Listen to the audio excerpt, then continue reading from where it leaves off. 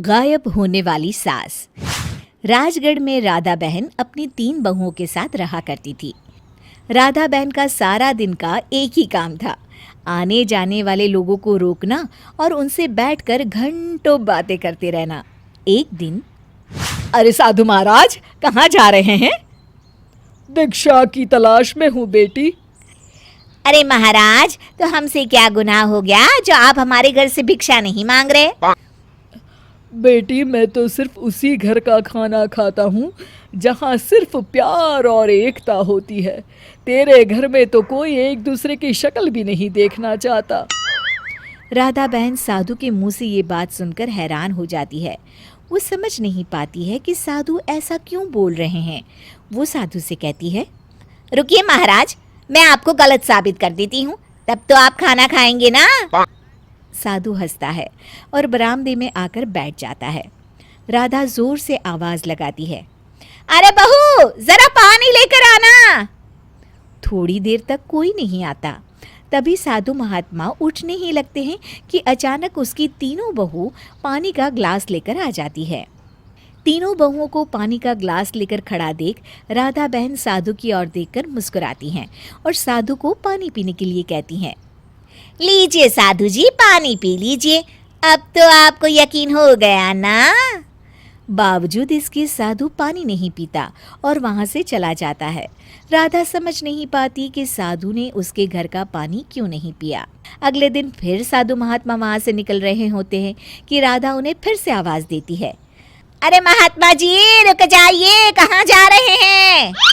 साधु एक बार फिर राधा के पास आते हैं और कहते हैं, कहीं नहीं, बस खाने की तलाश में हूँ। साधु महाराज जी, आप तो कल हमारे घर का पानी बिना पिए ही चले गए, जबकि मेरी एक आवाज में मेरी तीनों बहू पानी लेकर आ गई थी। मैंने कहा ना बहन, मैं ऐसे घर का खाना नहीं खाता जहाँ आपसी प्यार, मोहब्बत और एकता ना हो। अच्छा, आपको कल की बात समझ नहीं आई। रुकिए, मैं आपको आज फिर से दिखाती हूँ। ये कहकर राधा बाहर बरामदे में बैठी जोर से आवाज लगाती है, अरे बहू, जरा बाहर तो आना। थोड़ी देर फिर कोई नहीं आता। साधु महाराज की तरफ देखकर राधा थोड़ा परेशान होकर फिर से चिल्लाती है, अरे क्या हो गया बहू, जरा बाहर तो आना। थोड़ी देर में राधा की तीनों बहुएं एक साथ बाहर आ जाती है।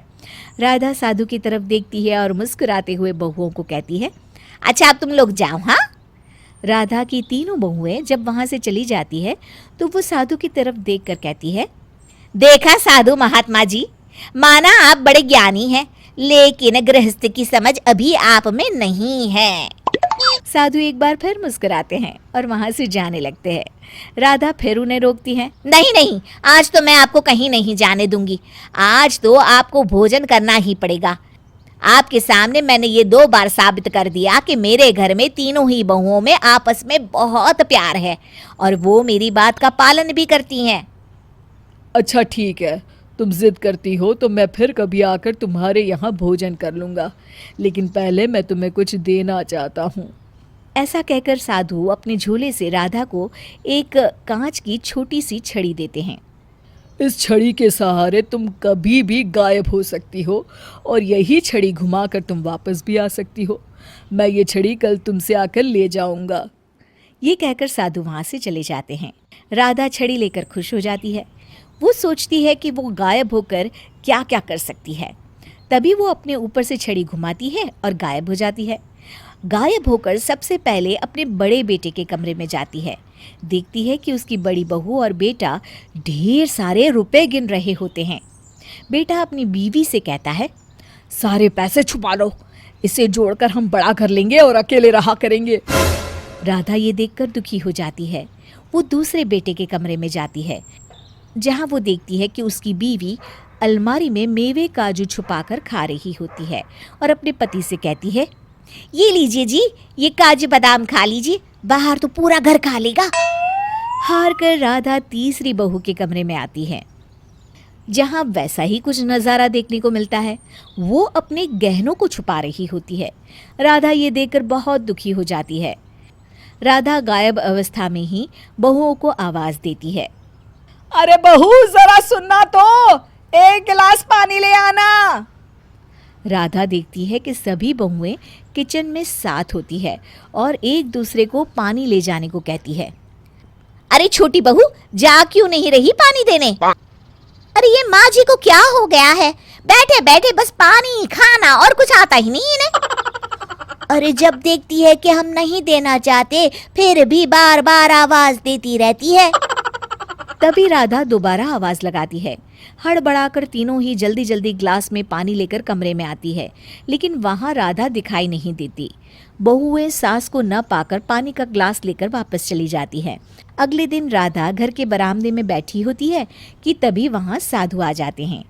ला बेटा राधा, जल्दी से मेरी छड़ी वापस कर दे, और हाँ जरा अपनी बहुओं को बोल भोजन भी ले आएंगी।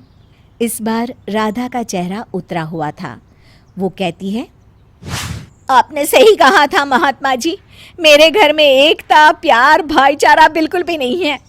जैसे लोग दिखते हैं जरूरी नहीं कि वो वैसे ही हो। मैं आपको अपने घर का भोजन करा के आपका नियम नहीं तोड़ना चाहती। और साधु छड़ी लेकर आगे निकल जाते हैं।